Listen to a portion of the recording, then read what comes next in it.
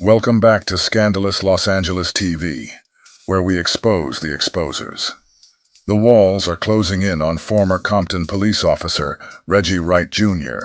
as new bombshells emerge in the case of Tupac Shakur's murder. Keefe D, from his jail cell, is now claiming that Reggie was the one who orchestrated the killing. These shocking revelations echo the words of Kevin Hackey, who once predicted that Reggie would be the fall guy. But I think at the end of the day, ultimately, Reggie is and will be the fall guy at the end of the day. And now, those predictions are sounding more accurate than ever. The man charged in Tupac Shakur's murder is speaking out from behind bars for the first time. Dwayne Keefe D. Davis insists he was 300 miles away when the rapper was shot.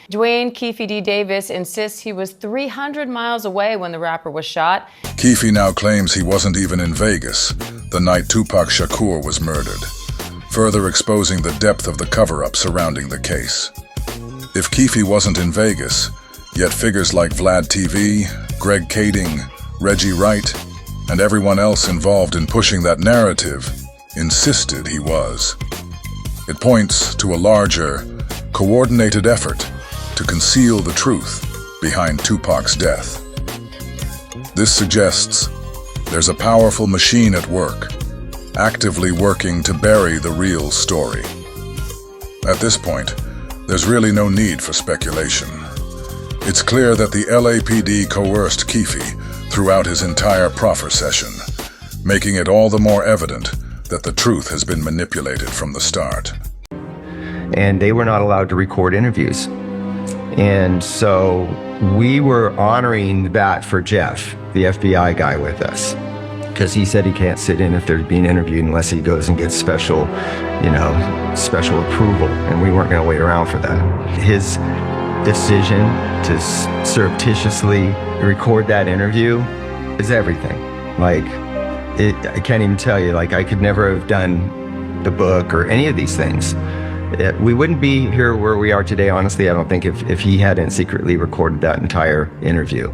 I think the recording that I've listened to where Greg Kading just starts doing all the talking, that's not how a proffer session works on the federal side. I think the recording that I've listened to where Greg Kading just starts doing all the talking, that's not how a proffer session works on the federal side.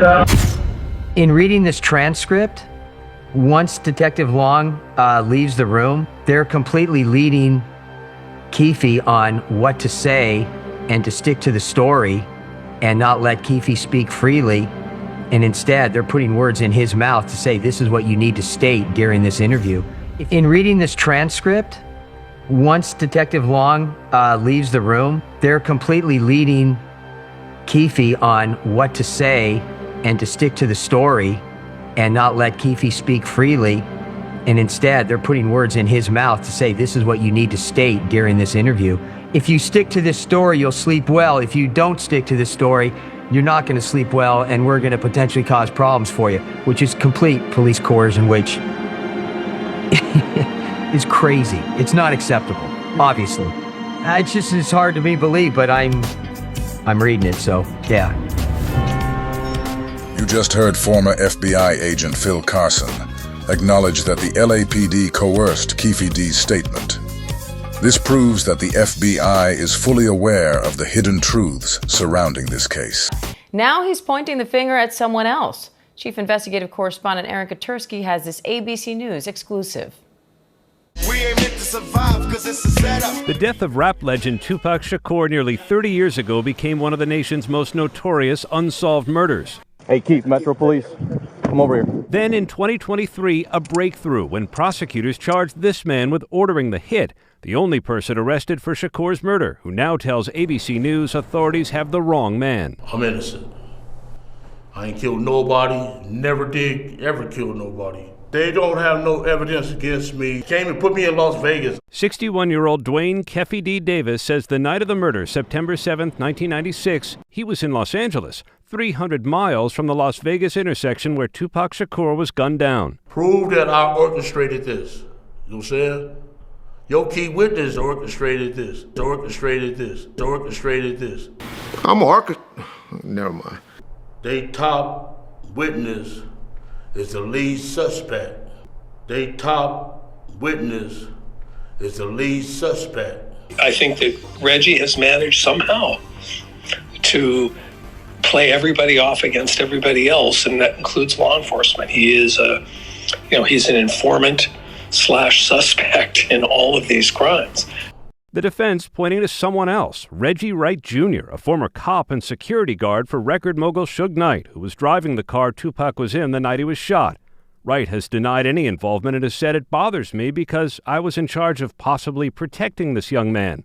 But I think at the end of the day, ultimately, Reggie is and will be the fall guy at the end of the day.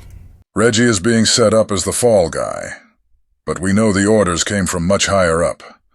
They're going to pin all the blame on him, but we're aware of where the real problem started.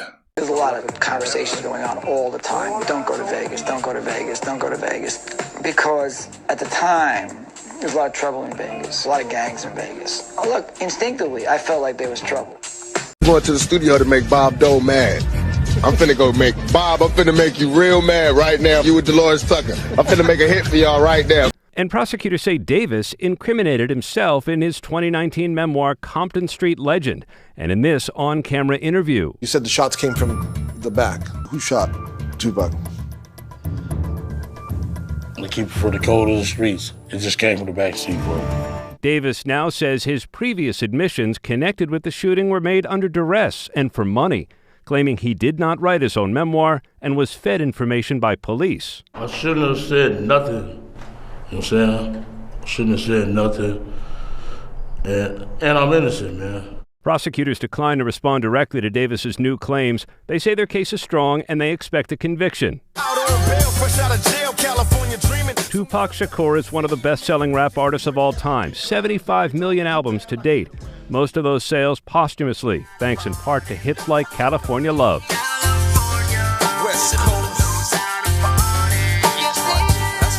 Davis's arrest followed years of fan-driven theories that an intense rivalry between East Coast and West Coast rappers sparked the fatal attack on Shakur.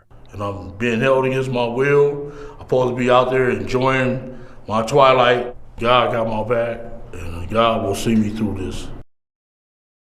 The judge has not yet weighed the defense's claim of a different suspect. And right now, Diane Davis is scheduled for trial in February. Diane? Chief Investigative Correspondent Aaron Katersky, thank you.